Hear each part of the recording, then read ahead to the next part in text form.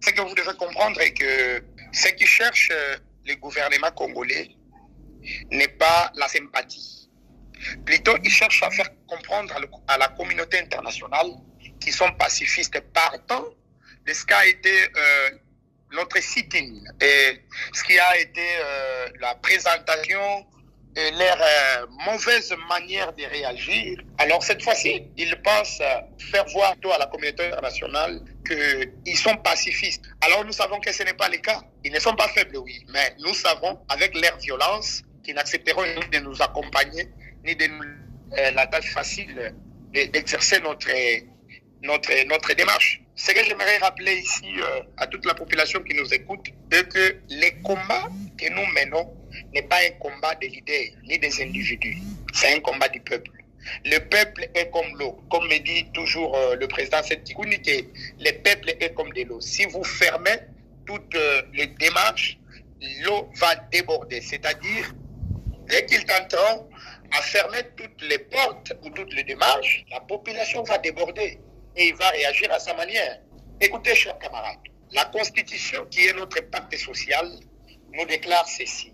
À son article 64, il dit que toute personne qui tentera à exercer ses pouvoirs ou à violer ou à la prendre par force, il autorise à la population de les mettre hors du pouvoir.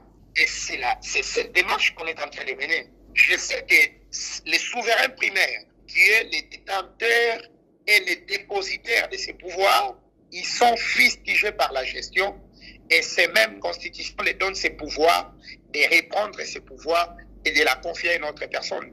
Je pense que c'est le patron de ces pouvoirs qui en a besoin et ce patron de ces pouvoirs la déposera et la prendra et la déposera à une personne qu'il va voir qu'il est digne de les servir. Moi, je pense que quand on consulte, on est en voie de trouver des solutions. Mais cela n'arrêtera pas notre démarche. Jusqu'à tel point on trouvera des solutions. On peut bien bon parler, mais nous, on va continuer avec notre démarche. Donc, c'est-à-dire que ce que vous devez comprendre d'abord que ces combats n'est pas seulement au niveau national, elle est aussi au niveau international. Car vous vous souvenez avec moi qu'il y a une année passée, autour de l'ancien président, il s'est créé un mouvement, Sauvons les Congo, qui avait dénoncé bien avant ces démarches. Et la C64 a rejoint ces combats. Les combats du peuple, et le peuple est derrière ça. Au-delà des assises, nous continuerons à mener ces combats, car à la diaspora, je pense, c'est 11 à la diaspora, il y aura ces marches, au-delà de toutes ces démarches. Donc nous sommes debout, et avec le peuple derrière nous, nous espérons qu'on gagnera et le peuple n'échoue jamais. C'est même grâce à eux que nous nous mettons debout afin d'exiger ces assises. Parce que nous avons estimé que le coup de balle ne résoudra jamais les problèmes. Mais les assises, un dialogue où tous les enfants du pays se mettront pour exprimer leur volonté, sera une solution pour notre population.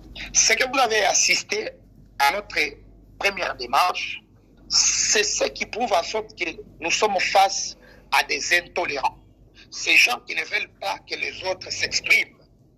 Ce que moi je vais rassurer au peuple, que les sangs qui ont coulé, les sangs de ces martyrs, parce que ce sont des martyrs qui ont sacrifié leur vie afin que notre peuple puisse avoir la liberté,